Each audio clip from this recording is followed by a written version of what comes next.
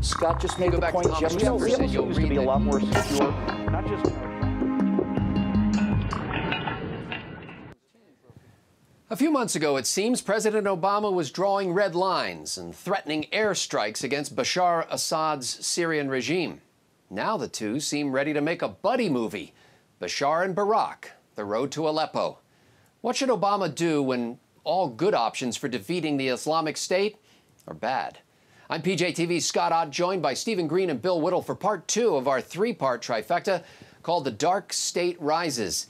In part one, we looked at the genesis of the Islamic State and its stunning blitzkrieg from Aleppo in Syria to the suburbs of Baghdad, Iraq.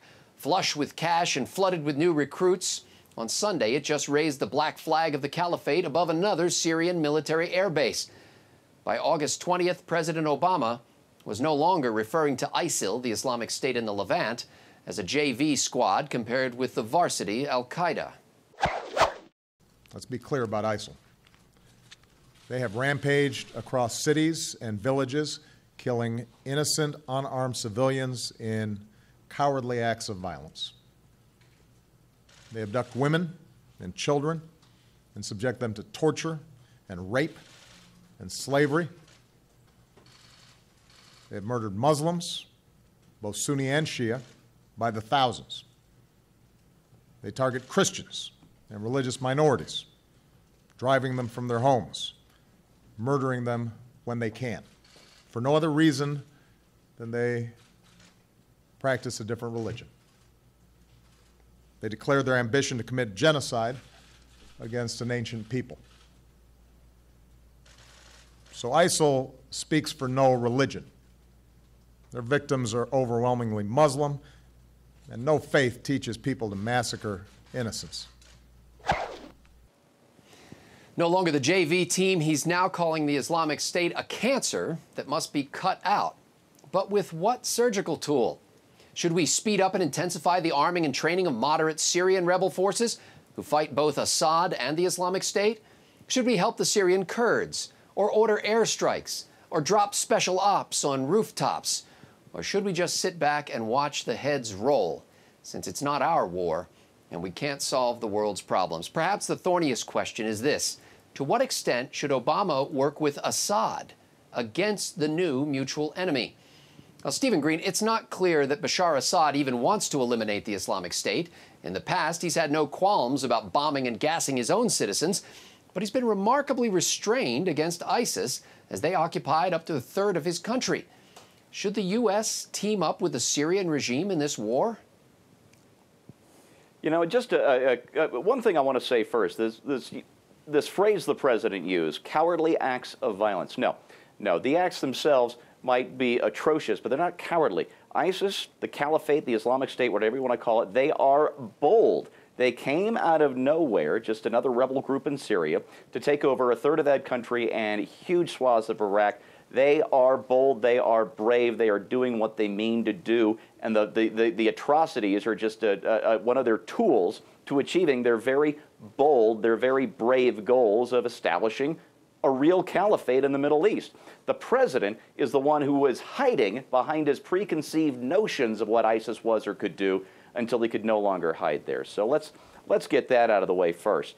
Now, to actually answer your question, look, Assad might not have an interest in actually defeating the caliphate. What he has in the eastern third of his country now is, as long as he can keep it contained, retake some of the stuff around Aleppo and then keep them in the deserts, is a pressure valve he can release on the West. He can say, give me what I want, give me money to fight the other groups, give me, or I'll take some of the pressure off of ISIS, and you'll see how you like that. And then when we give him what he wants, he puts the pressure back on. When we don't, he lets more caliphate warriors out of the bag. So he may not have an interest in defeating the caliphate right there in his own country.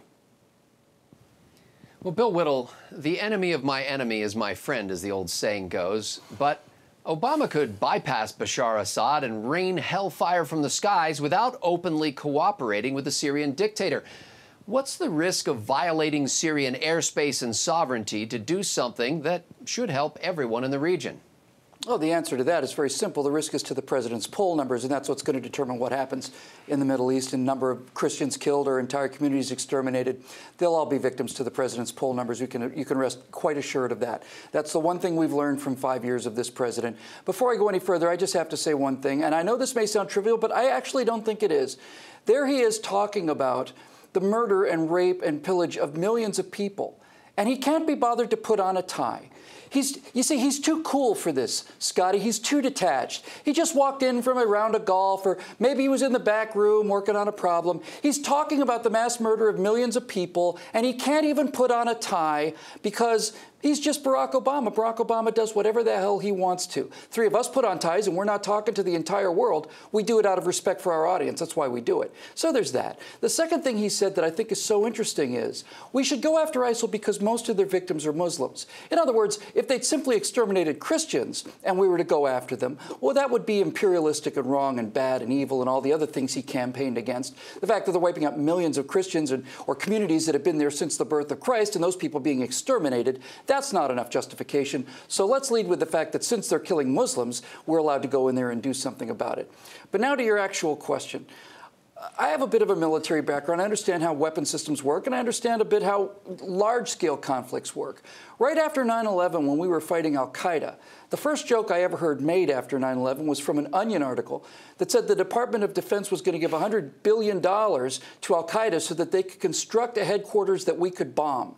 And that really was a profound insight because that was the problem with al-Qaeda. It was a shadow network of individual operatives who were blowing up airplanes or infiltrating into systems. When I see guys in tanks with flags, I think like a fighter pilot, and I think this is what the United States military is designed to do: destroy tanks, armored personnel carriers, and vehicles. That's what we do.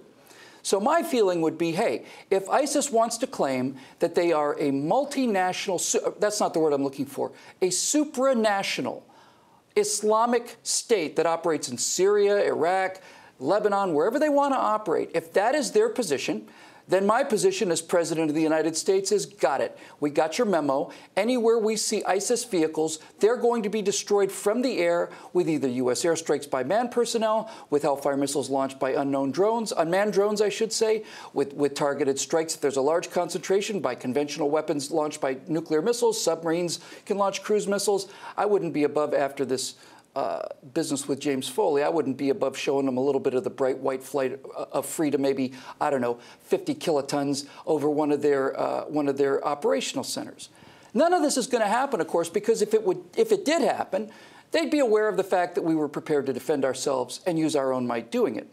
But we won't get that. We'll get more open-collared, kind of relaxed, faux outrage statements about how terrible and awful they are. We'll get strongly worded letters of condemnation. We'll get a couple of sanctions. We'll get a couple of pinprick airstrikes.